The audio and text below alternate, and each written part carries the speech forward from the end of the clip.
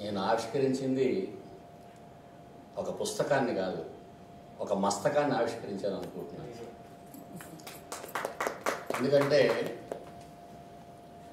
పుస్తకాలకు బూజు పట్టెను, మస్తకాలకు బూజు పట్టిన మనస పుస్తకాలే వదలగొట్టున్న చిలక అని మన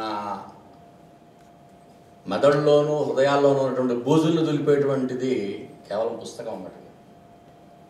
అన్ని పుస్తకాలు కాకపోవచ్చు కాక, కానీ ఒక పుస్తకం చదువుతూనే కదా మనం మస్తకానికి ఒక ఇది తెలిసేది.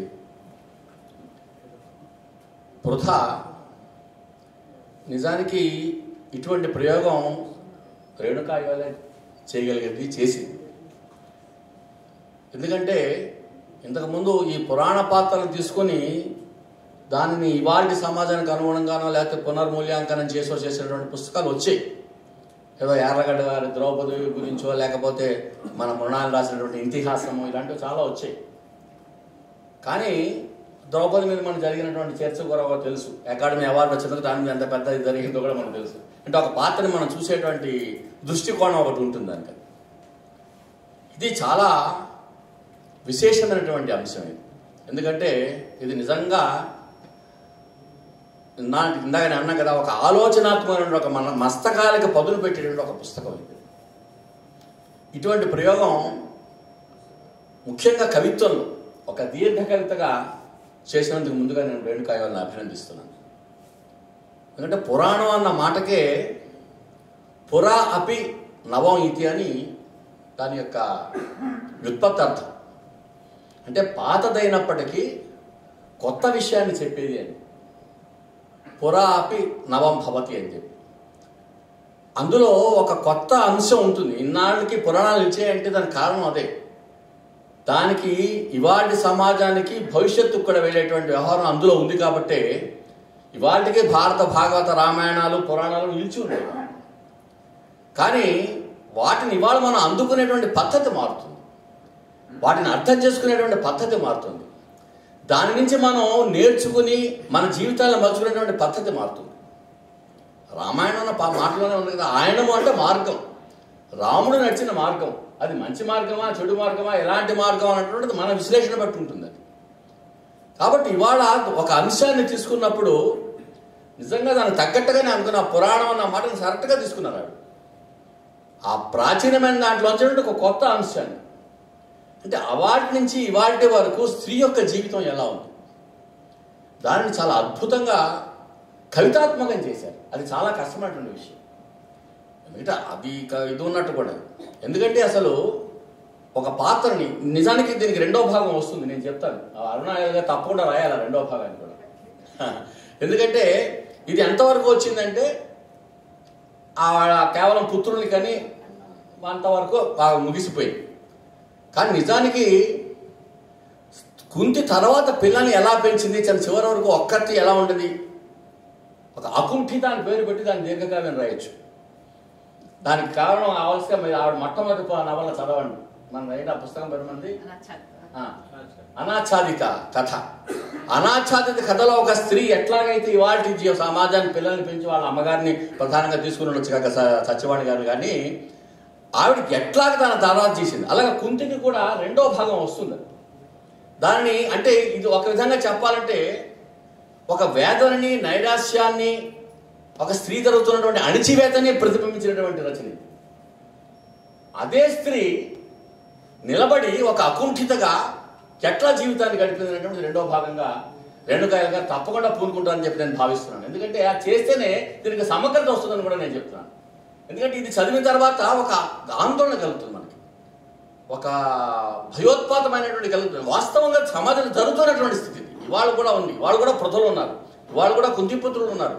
కానీ వాటికి సమాజంలో మార్పు వచ్చింది. వాళ్ళు ఒకప్పుడు కుంతి పెళ్లి కాకుండా పిల్లలు కన్నప్పుడు దానికి ఇవాళ పెళ్లి కాకుండా పిల్లలు కనేటువంటి సెలబ్రిటీస్ ఉన్నారు. మనం వాళ్ళని గౌరవిస్తున్నాం కూడా. పెళ్లి కాకుండానే పిల్లలు కనేటువంటి సమాజం మార్పు వచ్చింది, మనం చూస్తూనే ఉన్నాం. మార్పు వచ్చిందంటే దైహికమైన బాహికమైన మార్పు అనిపిస్తుంది తప్ప మానసికంగాను నిజంగా క్షోభని ఆ వేదని ఆ స్త్రీల మీద అణిచివేత అది మటుకు ఏం మారలేదు. అది అంతకంటే దారుణంగా ఉంది వాళ్ళు ఏం చెప్పాలంటే. ఒక జ్యోతి చాలా మంచి ముందు మాట రాసింది. జ్యోతి ఇందులో రాసింది కదా, ఒక చాలా మంచి దాన్ని చక్కగా విశ్లేషించిన ఆ విషయం. మన అందరం చదివితే దాని ఇది కలుగుతుంది. కుంతి కానీ ఇవాడు ప్రధాన పేరు కూడా అందుకు మొదటి భాగం కాబట్టి ప్రధానే పేరు పెట్టారు. నేను చక్కగా పెట్టారు అది. ఎందుకంటే ఆవిడ పెట్టినప్పుడు ప్రతే ఆడేంటి సూర్యుడు అనేటువంటి శ్రీకృష్ణుడి తాతగారు సూర్యుడు. ఆ సూర్యుడికి వసుదేవుడి తర్వాత పుట్టినటువంటి అమ్మాయి పృథ. అయితే ఆ సూర్యుడు ఏం చేశాడంటే తన మిత్రుడైనటువంటి పిల్లలైనటువంటి కుంతిభోజుడికి ఆ అమ్మాయిని దత్తత ఇచ్చేశాడు. కాబట్టి పృథ కుంతి అయింది. ఆ కథ ప్రకారం అతను ఆవిడ మాది. అయితే అక్కడి నుంచి ఆలోచించాడు ముందు. అసలు వసుదేవుడు అంటే శ్రీకృష్ణుడికి కుంతి మేనత్త, మనకు తెలుసు ఆ విషయం. వసుదేవుడికి వసుదేవుడు చెల్లెలు కుంతి. అటువంటి కృష్ణుడి మేనత్త. ఇది కదా వ్యవహారం అసలు. యాక్చువల్గా అసలు పుట్టినప్పుడు ఎవరికైనా పిల్లల కోసం మగ పిల్లల కోసం చేసేటువంటి ఇది ఉంటుంది. వసుదేవుని దత్తత ఇవ్వలేదు, కుంతిని దత్తత ఇచ్చాడు. అక్కడి నుంచి మొదలైంది. నిజం చెప్పాలి, అమ్మాయిని ఎందుకు దత్తత ఇవ్వాలి అంటే అమ్మాయిని వదిలించుకోవడమే అన్నమాట. అప్పటి నుంచి ఉంది. ఇప్పటికే ఉన్న వ్యవహారం వస్తాయి కదా. గర్భస్థలంలో ఉండగానే అమ్మాయి అనేసరికి చేసేటువంటి వ్యవహారాలు మనం చూస్తున్నాం. కాబట్టి దత్తత ఇవ్వడానికి ఆ సూర్యుడు కొడుకున్నటువంటి వసుదేవుడు ఉన్నా కూడాను కుంతిభోజుడి మిత్రుడికి ఆమెను దానం చేసింది, ఆమెను దత్తత ఇచ్చేసాడు. అంటే అమ్మాయిని వదిలించుకున్నాడని అర్థం. నిజం చెప్పాలంటే మనం అదిగా చెప్పాలంటే అటువంటి ఎట్లయితే కుంతిభోజుడికి పిల్లలు లేదు కాబట్టి అభిమానంగా అనుభవంగా పెంచుకున్నాడు. చిన్నప్పటి నుంచి చాలా బాగా పెరిగింది అమ్మాయి. పురాణాల ప్రకారం కూడా కుంతి చాలా పెద్దవాళ్ళకి చాలా ముద్దొచ్చేలా ఉండేదని అందులో రాశాడు, వ్యాసుడే రాశాడు. చాలా ముద్దొచ్చేలా ఉండేదని చెప్పి. పైగా ఏంటంటే చాలా సహనమైనటువంటి మాట. కుంతిభోజుడు ఎవరైనా తన ఇంటికి వస్తే అంటే తన రాజ్యానికి వస్తే వాళ్ళకి సేవలకి పెద్దవాళ్ళకి ఆమె చేత దగ్గర ఆ పాదాభివందనం చేయించి వాళ్ళ ఆశీర్వాదం ఇప్పించి వాళ్ళని ఇచ్చేసేటువంటి విధంగా కుంతిభోజుడు ఆమెను పిలిచాడు. ఇక్కడ ఆవిడకి ఎంత చక్కగా రాజకీయాన్ని కూడా తీసుకొచ్చిందంటే రాజ్యహింసలో కూడా స్త్రీ ఎలా భాగం అవుతుందనేటువంటి విషయాన్ని చాలా అద్భుతంగా చిత్రీకరించాడు. కుంతిభోజుడు రాజే. ఆ రాజు తన రాజ్యాన్ని కాపాడుకోవడం కోసం దూర్వాసుడు యొక్క శాపం తగలకుండా ఉండడం కోసం తనకి ఎక్కడ దూర్వాసుడు కోపం వచ్చి తను ఇచ్చేస్తాడు అనుకోవడం కోసం అతనికి పరిచర్యలు చేయడానికి అతను అనుకోకుండా ఒకసారి దూర్వాసుడు వస్తాడు. ఎక్కడి నుంచో వచ్చి వీళ్ళ రాజ్యానికి వస్తాడు. వచ్చి కలిసి ఇక్కడ నేను కొంతకాలం ఉంటానంటాడు. ఏడాది పాటు ఉన్నాడు కుంతిభోజుడి దగ్గర. ఏడాది పాటు ఉన్నాడు అతను. ఆ ఏడాది పాటు ఉన్నప్పుడు ఆ ఏడాది అతనికి కోపం రాకుండా తన రాజ్యాన్ని సంరక్షించుకోవాలి. అతని కోపం వస్తే తను పూర్తి భస్మీపాటు అయిపోయేటువంటి ప్రమాదం ఉంది. అక్కడి నుంచి తన ఇదైపోతుంది. కాబట్టి అతన్ని ముందు అతన్ని దూర్వాసుని సంతృప్తి పరచడం కోసం, అతనికి సేవలు చేయడం కోసం అతను ఆ అమ్మాయిని అక్కడ పెట్టాడు. చూడండి, అక్కడి నుంచి స్త్రీ అంటే ఆ చాకిరీ అనేది వ్యవహారం అప్పటి నుంచి స్టార్ట్ అయింది. నిజంగా చెప్పాలంటే వెట్టి చాకిరీ అయింది. ఆ దూర్వాసుడికి చాకిరీ చేయడం సామాన్య విషయం కాదు. అందులో క్లియర్గా చెప్తాడు. ఎందుకంటే దూర్వాసుడు ఎంత కోపిస్ట్ కదా అతను నేను రేపు ఇవాళ ఊరెడుతున్నాను, నేను ఏదో అడవిలోకి ఎడుతున్నాను, ఫలానా ఆశ్రమానికి ఎడుతున్నాను, రేపు సాయంత్రం వస్తాను అనేవాట. అన్నవాడు రేపు సాయంత్రం కాదు ఇవాళ రాత్రిగా వచ్చేవాడు. వచ్చినవాడు ఊరుకోకుండా ఏదో వచ్చాడు చివరి నిమిషంలో వచ్చాడు, ఏదో మంచిగా తాగి పడుకుంటాడంటే కాదు, అప్పటికప్పుడు ఏదో చేసి పెట్టమనేవాడు. ఆ చేసి పెట్టమంటే ఎవరు అంతా మళ్ళీ కుంతి చేయాల్సిందే. చేసి పెట్టకపోతే కోపం వస్తుంది, కోపం పెడితే రాజుగారి ఇది అవుతుంది. అందుకని ఆమె అప్పుడు యాక్చువల్గా దుర్వాసుడు పనిచేసేప్పుడే అమ్మా నీ సహనం ఇప్పటి నుంచి మొదలవుతుందని కుంతిభోజుడు అప్పుడే చెప్తాడు. నువ్వు ఒక సహనమూర్తిగా అవడానికి ఇది అవుతుంది, ఇప్పటి నుంచి నువ్వు సహనంగా ఉండాలని ముందే చెప్తాడు. సో అలాగా అతనికి అంత అర్ధరాత్రి చెప్పా పెట్టకుండా వెళ్ళి చప్పాడికి వచ్చినా కూడా అతనికి అప్పటికప్పుడు పరిచర్య చేయాలి. పండిస్తే పచ్చిగా ఉందని బాగా అనేవాడు, లేకపోతే పండిస్తే ఇంకోటి అనేవాడు. అంటే ఏదో ఒక వంకలు పెట్టేవాడు. ఇది మా సహజంగా కదా, ఇంట్లో కూడా భర్త చేసిన దానికి వంకలు పెట్టడం అనేటువంటిది, భార్య చేసిన వంటకానికి వంకలు పెట్టడం అనేటువంటిది అప్పటి నుంచి వ్యవహారం సేవ చేసినా కూడా అన్నీ ఉన్నా కూడా ఏదో ఒక లోపలించేటువంటి ధోరణ ఉంటుంది కొందరు పురుషులు. అది పురుష ఆధిక్య సమానం ఉన్నటువంటి వ్యవహారం. అది ఎప్పుడైనా చక్కగా మా ఆవిడ ఇప్పటికీ అంటుంటుంది, కూర చాలా బాగున్నప్పుడు చెప్పరు, లేనప్పుడు ఉప్పు తక్కువైంది, కారం తక్కువైంది అని చెప్తారు తప్ప నిజంగా బాగున్నప్పుడు ఒక ప్రశంసా వాక్యం చెప్పేటువంటి ఇది ఎలా ఉంటుంది? అది ఒక స్వభావంలోనే సహజంగా ఉండాలి. ఇవాళ చాలా బాగుంది అని చెప్పడే ప్రశంస చేయనటువంటి వాడు కూడా ఫలానా తక్కువైంది, ఏంటి వాళ్ళ తగలెట్టేలాగా ఉప్పు ఎక్కువైపోయింది, లేదా వాళ్ళ కారం ఎక్కువైపోయింది అన్నం వాడు ఈజీ అయిపోతుంది. అలాంటి దూర్వాసనంతా వాడు ఒక కోపిష్టి మహానుభావుడు అసలు. ఇంకా ఎలా ఉంటుందో చెప్పక్కర్లేదు. అలాంటి వాడి దగ్గర చేసి ఏడాది నాకు పరిచయం చేస్తే ఆయన ఒక వరం ఇచ్చింది. ఆయన ఈవిడే అడిగిందా పెట్టిందా? వరం ఏమీ ఈవిడ అడగలేదు. అతను అన్నట్ట, నీకమ్మా నీకు ఇష్టమైంది, నువ్వు ఇన్నాళ్ళు నాకు పరిచయం చేసావు కదా, నేను చాలా సంతృప్తి చెందాను, నీకు కావాల్సింది కోరుకో అన్నట్టు. ఆమె చాలా సహజమైనటువంటి స్త్రీ కదా, ఆమెకి ఏ కోరికలు లేవు. నిజంగా సానుభూతి చాలా చేసింది. ఏమి ఆశించకుండా చేయడం అంటే స్త్రీలకు ముందు నుంచి స్వభావం, వాళ్ళ స్వభావంలోనే ఉంది. వాళ్ళు ఏమి ఆశించేది, పిల్లల్ని పెంచే తల్లి పిల్లల్ని రేపు పొద్దున వాడు ఏం చేస్తాడో ఎలా చేస్తాడో తెలియదు, కానీ తాను చేసేది చేస్తుంది. అది ఎంతో సేవాభావంతో, ఎంతో ప్రేమతో, ఆత్మీయతతో చేస్తుంది. పిల్లల్ని పెంచే ప్రతి తల్లికి తెలుసు పిల్లల నుంచి ఎటువంటి ఫలితం ఎవరు వస్తుందో తెలియదు, కానీ పెంచడంలో మటుకు వాడు అంతే తెలియదు. అలాగా సేవ చేసినప్పుడు కూడా నాకు ఎటువంటి ఆశలు లేమో, నాకు ఏ కోరికలు ఏం కోరుకోదాన్ని నిజంగా. ఈయనంతట ఆయనే, అమ్మ నీకు నాకు వరం ప్రసాదిస్తున్నాను, నువ్వు తలుచుకున్నప్పుడు ఏ దేవుడైనా వస్తాడు, నువ్వు ఎవరిని తలుచుకుంటే వాళ్ళు నీ ముందు వాళ్తారు, వాళ్ళ ద్వారా నువ్వు ఫలితాన్ని పొందుతావు అని వరం ఇచ్చాడు. అది వరమా శాపమా? ఆవిడేమైనా కోరుతుందా? ఎవడో నువ్వు తలుచుకున్నంత మాత్రం ఎవడో ముందు వస్తాడు. ఇది ఎలా ఉందంటే, నీకు ఇష్టమైన వాడితో పెళ్లి జరుగుతుంది అని అంటే వేరే నీకు ఇష్టమైనటువంటి నీకు మంచి అభిరుచి ఉన్న వాళ్ళతో, నీకు ఉన్నటువంటి వాళ్ళతో నీకు ఒక ఇది అలాంటి వరం ఇచ్చి ఉంటే అది వేరే విషయం. నువ్వు కోరుకున్న వాడు నీకు వస్తాడు అంటే ఎవరిని అంటే ఎంతమంది అని కోరుకోవచ్చు, ఎలాంటి అంటే నిజంగా కోరుకున్న అందరిని మనం కోరుకునేటువంటి తత్వమా అది. కానీ ఆయన ఇచ్చిన వరం అది. అప్పుడు కూడా ఆమె అంటుంది, నాకెందుకమ్మా ఈ వరం అంటే, లేదు భవిష్యత్తులో పనికొస్తుంది అని చెప్పి వెళ్ళిపోతాడు. నిజానికి ఇక్కడి నుంచి కథ మనం ఆలోచిస్తే అప్పటి నుంచి ఇంకొకటి చాలా ఆవిడ కవిత్వాత్మకంగా ఎంత బాగా మలిచారంటే, దాన్ని నాకు చాలా నచ్చిన విషయం. అనేక అంశాలు ఇందులో మనకి వరుసగా వస్తాయి. ఈ కథ అంతా ఆవిడ చెప్పుకుంటూ వెళ్ళి, అలాంటి మనిషి జనరల్గా ఎవరికైనా కూడా ఒక యవ్వన వయసులో ఒక కుతూహలం అనేది ఒకటి ఉంటుంది, అది సహజం. దాన్ని ఆకర్షణ, మేడం గారు చెప్పిన కళ్ళు, ఒక కళ్ళు మంది ఆకర్షించే ఒక ఏవో ఉంటాయి, ఒక వ్యవహారం ఒకటి ఉంటుంది, ఆకర్షణమైనటువంటి ఒక ఇది ఉంటుంది. కాబట్టి ఆ యవ్వనపరమైనటువంటి ఆ వయసులో ఉన్నటువంటి ఒక కుతూహలం ప్రకారం ఆవిడ సూర్యుడిని ఒక రోజు ఒక సాయంత్రం పూట ఇలా ఉంటే ఒక సూర్యుడు చాలా శోభాయంగా కనబడతాడు అన్నమాట. ఆ సూర్యోదయం చాలా అద్భుతంగా కనిపిస్తుంది ఆమె. కనిపిస్తే అప్పుడు అరే చాలా బాగున్నాడు సూర్య భగవానుడు, ఎంత ఇదిగా ఉన్నాడు, చాలా ఇదిగా ఉన్నాడు అనుకుంటున్నా అని ఊరికే కుతూహలం కొద్దీ తలుచుకుంటుంది అంతే. ఆవిడ ఏ ఇది లేదు, కుతూహలం కొద్దీ తలుచుకుంటే మనకు తెలిసిన కథ. సరే సూర్య భగవానుడు వచ్చాడు, వీడు భయపడిపోతుంది. చక్కగా పోయంలో రాశాడు, సూర్యుడు వస్తే మొత్తం ప్రపంచం మాడిపోతుంది కదా, అసలు సూర్యుడు మనిషి రూపంలో ఎలా వస్తాడు, ఒక దేవుడు అనేవాడు, దేవుడు మా సూర్యుడు మనకు చండ ప్రచండు అయినటువంటి వాడు సూర్యుడు. అతను రావడం అంటే అలాగా వస్తే అంతా భస్మీపాట్ల కుర్తి కూడా భస్మం అయిపోవాలి లేదా చెప్పాలంటే, అంత చండ ప్రచండు. అలాంటిది ఒక మానవ రూపంలో అయితే మలుచుకుని వచ్చాడు వ్యవహారం అంటే.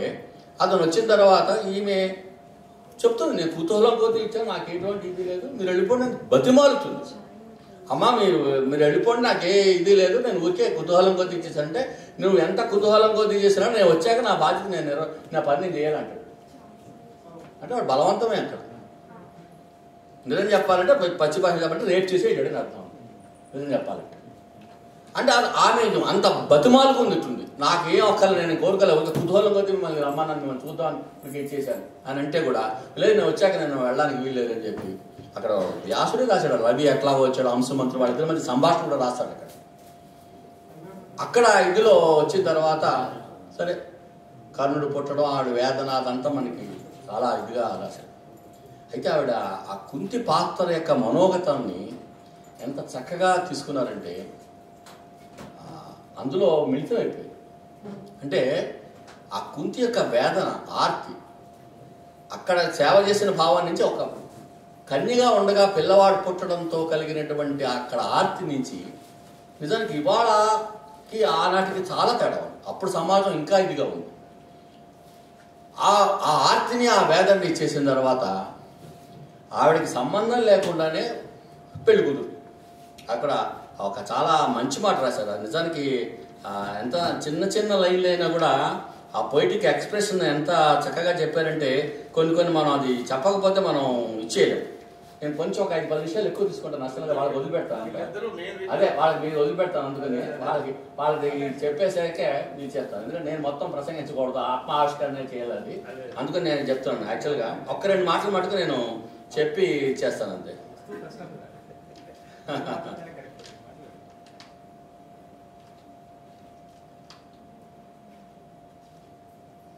సేవలకు పంపినప్పుడు ఆడపిల్ల కనిపించలేదు. చూడండి, అక్కడి నుంచి పెళ్ళిడికి వచ్చిన పిల్ల కనిపించలేదు, వయసు కనిపించలేదు, అవసరం ఒక్కటే కనిపించింది. సేవలు ఓర్చుకోవడాలు అలవాటైన నీ ప్రపంచమే కదా అని ఎంత తేలిగ్గా చెప్పి చేతులు దులిపేసుకున్న శాపం, మంత్రం, కోపం కింద గడ్డిలా నలిగి పులలా విరిగే రాజ్యం కోసమే కదా అంతా. ఆ రాజ్యహింసని ఆ పేరాలో చాలా చక్కగా చెప్పారు. అంటే ఒక రాజ్యం కోసం ఒక స్త్రీ ఎలా బలైపోయినటువంటి విషయాన్ని అక్కడ చెప్పినటువంటి అంశం అది. అలాగే పెళ్లి చేసుకోవడానికి కొంత ఇష్టం, చాలా చక్కని మాటలు. పెళ్లి చేసుకోవడానికి కొంత ఇష్టం, మనసుని ఇవ్వడానికి కొంత సమయం, హృదయాన్ని తెలుసుకోవడానికి కొంత పరిచయం కావాలి. చాలా చక్కని మాట. కానీ అదేమీ లేకుండా ఆ పాండురాజుతో వివాహం జరగడం, ఇంకా ఆ కథ మిగతా అంతా విశ్లేషణ పడి పెడతారు. ఆ పాండురాజు కూడా ఇంకొక విషయం చాలా గమనించాల్సింది. అంటే చాలామంది ఇంపార్టెంట్ అయినప్పుడు చాలామంది ఏమనుకుంటారంటే వాడికి అసలు భోగ విధానం, భోగేచ్ఛ తెలియదు అనుకుంటాడు. కానీ ఇంపార్టెంట్ అంటే అది కాదు. వాడు భోగం చేస్తాడు, స్త్రీలను ఎంతమంది స్త్రీలైనా భోగిస్తాడు రాజు కాబట్టి అందులో. కానీ వాడికి పిల్లలకి అనేటువంటి ఇది ఉండదు. అదొక్కటే పాయింట్. ఇక్కడ కొన్ని విషయాల్లో అక్కడ కూడా ఆవిడ కూడా కొన్ని చోట్ల అటు ఇటు అనిపించింది నాకు కొంత. ఇంపార్టెంట్ అంటే నపుంసకుడు అంటే వాడు పిల్లలు కనలేనివాడు, అంతేగాని మిగతా అన్ని విషయాలు చేయగలవాడు. వాడు సుఖం అనిపిస్తాడు, సుఖాన్ని ఇచ్చేస్తాడు, ఆ వ్యవహారం అంతా ఉంటుంది. అనేక రాజుగా అనేక స్త్రీలను ఇచ్చేస్తాడు. కానీ తమాషా ఏంటంటే ఇక్కడ ఈ పాండురాజు వాడు ఎంత భోగేచ్ఛపరుడంటే వాడు అక్కడ చెప్పారు అది కూడా. ఎందుకంటే పురుషుడు అంటే వాడు వీరిశక్తి ఉన్నవాడనే మనకి వాటికి సమానం చేసే వ్యవహారం. పిల్లలు కలకపోతే లోపల స్త్రీ మీద వాటికి ఉన్న వ్యవహారమే కదా. అదంతా కూడా చాలా చక్కగా ఇచ్చేశారు. ఆ ఇదిలోంచి వచ్చిన తర్వాత నాకు బాగా నచ్చిన ఇంకో విషయం ఏంటంటే మాద్రిని కూడా ఆవిడ ఎంత ఇదిగా తీసుకుంది. పిల్లలు కలకపోతే రెండో పెళ్లి చేయడం అనేటువంటిది ఇవాళకి ఉన్న వ్యవహారం. అలాగే మాద్రిని చేసినప్పుడు ఈవిడ ఎలాంటి ఆలోచనలు పెరిగింది. అరే నా వల్ల పిల్లలు కలగాలంటే మాద్రి వల్ల కలిగితే నేను తర్వాత నన్ను బయటికి తరిమేస్తారేమో అన్నంత కూడా ఆవిడ ఎలా క్షోభపడింది. ఆ మాద్రి తర్వాత ఏంటంటే ఆయన పాండురాజు వ్యవహారం కూడా ఏంటంటే ఇంత భోగించున్నవాడని కూడా చివరి రోజులో కేవలంటే శతశృంగానే అక్కడికి ఆశ్రమానికి వెళ్ళిపోతాడు. యాక్చువల్గా వెళ్ళిపోయినప్పుడు మీరు ఇద్దరు హస్తినాపురంలో ఉండిపోండి అంటాడు. కానీ వీళ్ళిద్దరు కూడా మేము వెంటే ఉంటామంటే భర్త వెంటే ఉంటామని చెప్పి కుంతిని మాద్రిని కూడా తీసుకెళ్తాడు. తీసుకెళ్ళిన తర్వాత యాక్చువల్గా ఒకసారి భూములంతా కూడా బ్రహ్మ దగ్గర కడుతుంటే ఈయనకి వెళ్ళడానికి అనుమతి ఉండదన్నమాట. అపుత్రస్య గతి నాస్తే అక్కడ వచ్చింది. ఆ పుత్రుడు లేకపోతే వెళ్ళడానికి లేదని చెప్పి. కాబట్టి ఆ ఇదిలో అప్పుడు తనకి ఇది కలిగి నాకు పిల్లలైన క్షోభతో కుంతిదేవి ఒళ్ళో పుట్టుకుని ఏడుస్తాడు. అప్పుడు ఆమె చెప్పాల్సి వస్తుంది, నాకు వరం ఉంది ఇలాగా, దాని ద్వారా నేను ఇచ్చేయగలిగి. అప్పుడు అతను ఏ దేవతని పిలవాలి అన్నది కూడా అతనే నిర్ణయిస్తాడు. తర్వాత చాలా చక్కగా చెప్పారు, నువ్వు అలా వాళ్ళతో పిల్లల కన్నా కూడా వాడిని తండ్రిగా చూసుకోవాలి. అయిపోయిన తర్వాత చాలా చక్కగా ఘాటుగా చాలా దీర్ఘంగా చెప్పారు. దాని విశ్లేషణ తర్వాత మన మిత్రులు చేస్తారు. కాబట్టి అంత ఇదిలో ఉన్నటువంటి వ్యవహారం ఏ దాతను ఆహ్వానించాలి, ఎవరి వల్ల ఏం కలగాలి అన్న వ్యవహారం. తర్వాత ఈమె కూడా ఏంటంటే తన తోటిగా ఉన్నటువంటి అంతవరకు మాద్రిని ఒక సవతిగా చూసినటువంటి వ్యవహారం వాళ్ళిద్దరు కూడా మళ్ళీ ఎలా కలిసిపోతారు. ఆ మాద్రి కోసం ఆ మంత్రాన్ని మళ్ళీ మాద్రి ఉపదేశం చేసి వాళ్ళిద్దరికి అశ్విని దేవతల ద్వారా నకుల సహదేవులు పుట్టడం కథ అంతా ఇది తీసుకుని వచ్చారు. అది చాలా చక్కగా మొత్తం కథ అంతా నడిచింది. అది దాన్ని కవితాత్మకంగా చేయడం చాలా అద్భుతంగా చేశారు. ప్రతి చోట కూడా ఆ యొక్క స్త్రీవాదం అని అనండి మీరు, అంటే ఇవాళ స్త్రీ స్థితి వాదం అన్నమాట అనక్కర్లే మనం. స్త్రీ స్థితిని నాటి నుంచి నేటి వరకు ఉన్నటువంటి ఆ వ్యవహారం అంతా కూడా చాలా చక్కగా దీన్ని కవితాత్మకం చేశారు. గొప్ప దీర్ఘవుతో అయితే నేను చివరి అయిపోయిన తర్వాత ఆవిడ చివరిలో ఆ వివాహం జరగడం, మరణించిన తర్వాత పాండురాజు మరణించిన తర్వాత ఆవిడ సతీసాగమనం చేస్తే ఈవిడ మిగిలిపోవడం, అక్కడి నుంచి రెండవ భాగం మొదలవుతుంది దానికి. కాబట్టి అకుంఠితంగా ఆవిడకి ఎట్లాగా పిల్లల్ని పెంచింది నిజంగా ఎంత అంటే ఆవిడ నాకు మా ఫోన్లో మాట్లాడితే ఒక మాట అన్నారు, నేను ముందుకు తీసుకెళ్ళిపోవడానికి కొన్ని కారణం ఉందండి, ఎందుకంటే ద్రౌపదిని ఆవిడ ఎట్లాగ యాక్సెప్ట్ చేసింది, అక్కడ ప్రమాదం వస్తుంది కదా అంటే, అక్కడ తల్లిని పిల్లలే మోసం చేశాడు. ఆ బ్రాహ్మణ వేషంలో వెళ్ళొచ్చి వాళ్ళు భిక్ష తెచ్చానమ్మా అంటాడు. అంటే ఆడదు భిక్ష.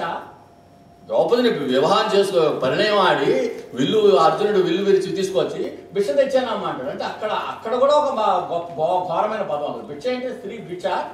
ఆవిడ పాపం తల్లి కాబట్టి ఏదో అందరూ పంచుకుంటారు కాబట్టి 5 పంచుకోండి ఆవిడ తలెత్తి చూడకుండా. సో ఇలాంటి వ్యవహారం నుంచి ఆవిడ ఎట్లాంటిది అయింది, ఆ లక్కేలు కాల్చడం, అసలు లక్కేల నుంచి బయటపడడానికి కుంతే కారణం. ఎందుకంటే ఆ చారు ఆ ధృతరాష్ట్రుడి యొక్క అంటే బావగారు కదా ధృతరాష్ట్రుడు, ఆ ధృతరాష్ట్రుడి దగ్గర ఉండే ఒక గూఢచారిని వీడికి ఉంటుంటుంది అనమాట. ఆ గూఢచారిని చెప్తుంది కాబట్టి పిల్లల్ని తప్పించి తల్లి ఎలా తప్పిస్తుంది, ఆ తల్లి పడిన కష్టాలంతా కూడా 2వ భాగంలో వస్తాయి.